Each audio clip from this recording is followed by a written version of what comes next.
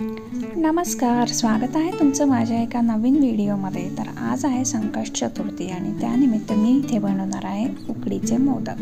तर हे मोदक मी उकड न काढता एकदम सोप्या पद्धतीने बनवणार आहे. त्यासाठी व्हिडिओ शेवटपर्यंत नक्की बघा, स्किप न करता. आणि माझ्या चॅनलला सबस्क्राईब नसेल केलं तर सबस्क्राईब करा आणि बेल आयकॉनला क्लिक करायला विसरू नका. चला तर मग सर्वात आधी आपण मोदकाचं सारण बनवायला घेऊया. तर इथे माझ्याकडे सारण नारळ खवण्याचं एक मशीन आहे. त्या मशीनने मी नारळ आधी खवून घेते. अशा पद्धतीने मी नारळ खवून घेतला आणि एक 10 मिनिटामध्ये माझा नारळ खवून झालेला आहे. तर हे खूप छान आहे मशीन.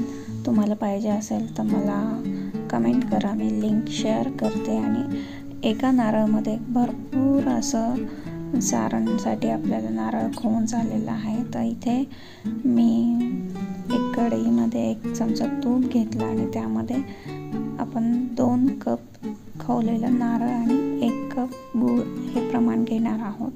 तर हे एकदम योग्य आणि परफेक्ट प्रमाण आहे. जास्त गोड पण नाही आणि जास्त साधं पण नाही होणार.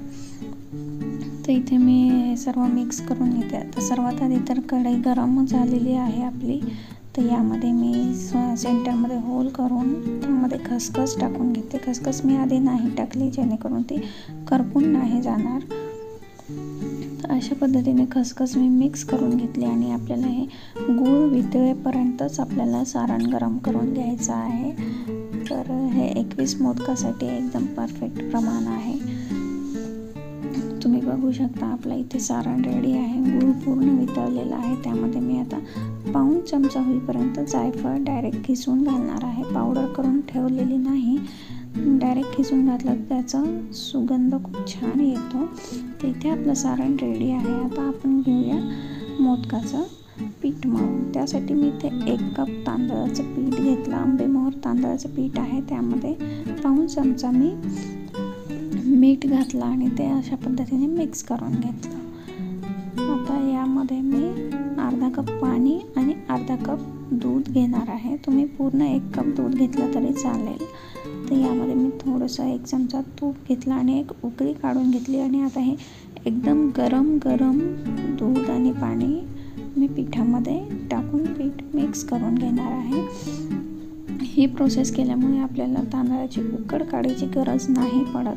हे मिक्स केल्यानंतर हे खूप फास्ट करायची आहे ही प्रोसेस. हे मिक्स करून झाल्यानंतर याला 15 मिनटं झाकून ठेवायचं आहे जेणेकरून आपल्याला उकड काढायची गरज नाही पडणार. आता मोदक उकडण्यासाठी इथे मी स्टीमर रेडी करून ठेवत आहे. त्यासाठी मी खाली स्टीमरच्या पाणी घेतलं आणि वरती मी तूप लावून घेत आहे. कारण माझ्याकडे आता केळीचं पान पण अवेलेबल नाही ना हळदीचं पान पण अवेलेबल नाही. त्यासाठी मी इथे स्टीमरला तूप लावून घेतलं. 15 मिनटं झाल्यानंतर मी झाकण काढलं आणि पीठ तरी पण गरमच होतं.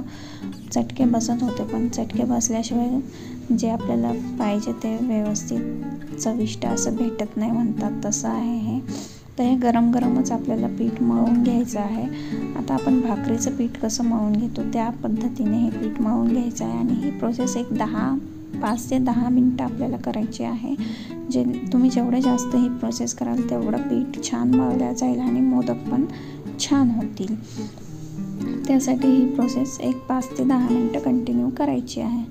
तर 5 ते 10 मिनटानंतर हे कणिकेचा गोळा असा करून घेतला. आता इथे आपल्याला चेक करून घ्यायचं आहे. एक असा गोळा काढून घ्यायचा आहे. त्याला व्यवस्थित असं गोल करून घ्यायचं आहे आणि गोल करून झाल्यानंतर त्याला प्रेस करायचं आहे. हे कशासाठी, तर पिठाला जर क्रॅक जात असेल तर आपलं पीठ मळून व्यवस्थित झालेलं नाही असं समजून जायचं, जेणेकरून आपलं मोदक फाटणार नाही, कुठे क्रॅक वगैरे जाणार नाही. तर इथे गोळा करून मी त्याला प्रेस करून घेतलं. कुठेही पिठाला क्रॅक गेलेली नाही आहे. तर हे एकदम परफेक्ट पीठ आपलं झालेलं आहे. म्हणून त्याला मी थोडंसं तूप लावून घेते आणि एक गोळा असा रेडी करून घेते. तर यामध्ये आपल्याला 25 ते 30 मोदक आपले 1 कप पिठामध्ये होतात. तर इथे मी तांदळाचं पीठ, मोदकाचा मोड, तूप, केसर आणि आपलं सारण एका ताटामध्ये काढून घेतलेलं आहे. आता आपली पूर्ण तयारी झालेली आहे. इथे आता मोदक तयार करायला घेऊन तर इथे मी पारी न करता मोडली मोदक बनवत आहे, कारण याच्यामध्ये वेळ खूप कमी लागतो. पारी बनवून त्यात सारण भरून कळ्या पाडण्यामध्ये खूप वेळ जातो. 15 मिनिटामध्ये माझे 30 मोदक तयार झाले ही प्रोसेस केल्यामुळे. आणि पारी करत बसलो तर आपल्याला एका मोदकाला 5 ते 7 मिनटं जातात. तर आता तुम्हीच टायमिंग बघा किती वेळ जातो यामध्ये. तर इथे मी मोडला आधी तूप लावून घेतलं आणि त्यामध्ये मी तांदळाचं पीठ अशा पद्धतीने सर्व बाजूने पसरवून घेतलं. तुम्ही बघू शकता यामध्ये पीठ पसरवून घेताना तूप कंटिन्युअसली हाताला लावून घ्यायचं, जेणेकरून ते मध्ये पण व्यवस्थित पसरलं जाईल आणि हाताला पण पीठ चिटकणार नाही. आणि यामध्ये सारण पण भरपूर बसतं. तुम्ही पारी करून पण सारण भरपूर टाकू शकता, असं काही नाही आहे. तर त्यामध्ये वेळ खूप जास्त जातो. आता हे 15 मिनटामध्ये माझे 30 मोदक बनवून झाले. तुम्ही इथे बघू शकता मी भरपूर असं मध्ये सारण भरलं आणि एक्स्ट्रा जे पीठ बाहेर आलेलं आहे ते अशा पद्धतीने मी कवर करून घेतलं. आता आपला मोदक एकदम रेडी आहे. मोल्डमधून एकदम इझिली डिमोल्ड होतं. एक्स्ट्रा आलेलं पीठ मी काढून घेतलं बाहेर आणि सुंदर असं एकदम इझी आपला मोदक डिमोल्ड झालेला आहे. बघू शकता कुठेच पीठ असं चिटकलेलं नाही. आणि त्यावरती मस्त असं केसर लावून घ्यायचं. आता हे मोदक बघा कळ्या पण किती सुरेख आणि छान पडलेलं आहे. आणि हे मोदक उकड करून झाल्यानंतर असे टम्प फुगून येतात. तर अशा प्रकारे मी 30 मोदक बनवून घेतले. आणि माझं आता स्टीमर लहान असल्यामुळे मला हे 2 वेळा स्टीम करून घ्यावं लागले मोदक. सुरुवातीला 15 मोदक टाकले आणि नंतर 15 मोदक अशा पद्धतीने. तर आता हे एक 15 मिनटं आपण वाफवून घ्यायचं.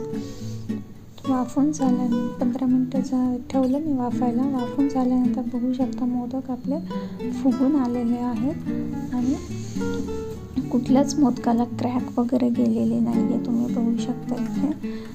तर गरम गरम मोदक मी डब्यामध्ये काढून घेतले 21 मोदक आणि बाप्पाच्या दर्शनाला गेले. महाराज पण म्हणत होते की बाप्पासाठी गरम गरम उकडीचे मोदक आले म्हणून.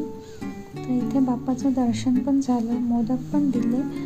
आणि मोदक देताना मला फोन आला की आमच्या घरी एक छोटासा पाहुणा आला.